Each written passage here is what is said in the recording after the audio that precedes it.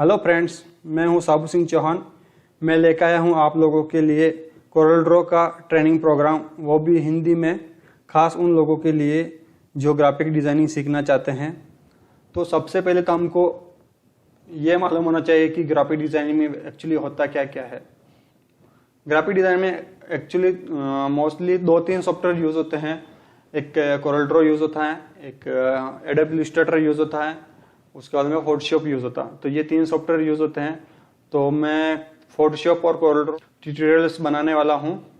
तो Corel Draw का भी मैंने स्टार्ट किया है, कोरल X7 पढ़ाने वाला हूँ, ये लेटेस्ट वर्जन है। सबसे पहले तो हमारे को ये मालूम होना चाहिए कि कोरल ड्रॉ में क्या क्या बनता है, क्या क्या कर सकते हैं अपन।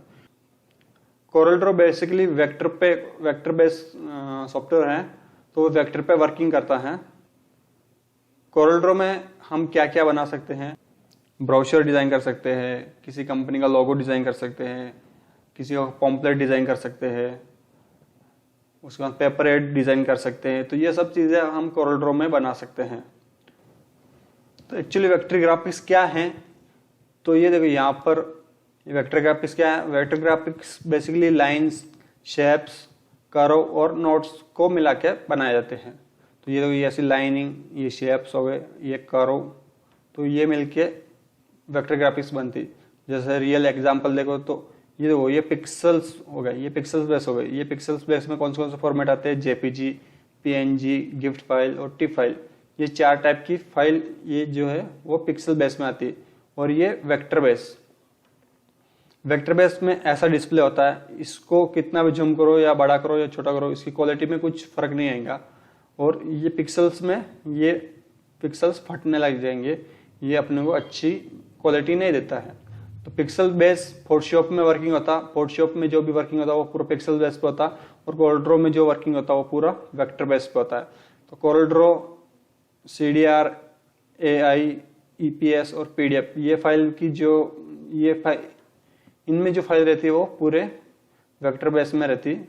एक्चुअली PDF में कुछ पिक्सल्स बेस की डॉक्यूमेंट्स भी रहते हैं, जैसे JPG वगैरह होती, तो वो रहती।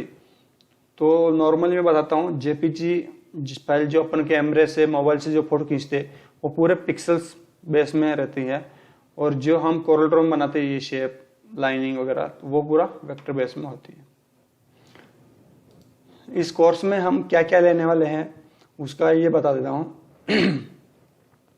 ये कोर्स में हम कोरल ड्रॉ के सबसे पहले हम इंटरफेस सीखेंगे, उसके बाद में उनमें उसके टूल्स जो रहेंगे वो सीखेंगे, उसके बाद में उसमें मेन्यू वगैरह सीखेंगे। उसके बाद में लाइव प्रोजेक्ट पे हम कुछ वर्किंग करेंगे, जैसे लोगो बनाना है, किसी का बिजनेस कार्ड बनाना है, किसी का पोस्टर बनाना है, किसी का ब्रोशर बनाना है वगैरह वगैरह, उस पर वर्किंग करेंगे। तो ये हमारे ये कोर्स में ये पोर्शन कंप्लीट होना। उसके बाद में ये देखिए, ये मेन्यूज, यानी यहाँ से लेके ये पूरा मेन्यूज है। उसके बाद में ये टूल बार से, ये जैसे ये लोगो वगैरह हो गए, ये बाकी डिज़ाइन वगैरह हो गया, यहाँ पर एक कलर पैलेट वगैरह है, तो वो हम अगले नेक्स्ट चैप्टर में देखेंगे। ठीक है, यदि मेरा वीडियो अच्छा लगा हो तो प्लीज़ मुझे यहाँ पर सब्सक्राइब बटन पर क्लिक करके सब्सक्राइब कीजिए मेरे चैनल को। यदि आपको मेरी ट्यूटोरियल अच्छी लगी तो मेरे चैनल को प्लीज़ सब्सक्राइब कीजिए। और आपको जो भी कोई प्रॉब्लम हो कोरल ड्रॉ के लिए या डिज़ाइनिंग के बारे में कुछ भी क्वेरी हो तो मेरे को कमेंट बॉक्स में कमेंट करके पूछ सकते हैं। मैं आपका प्रॉब्लम डेफिनेटली सॉल्व करने की कोशिश करूँगा। और मेरे चैनल को सब्सक्राइब कीजिए, लाइक कीजिए मेरे वीडियो को और शेयर कीजिए अपने दोस्तों के साथ। Thank you for watching.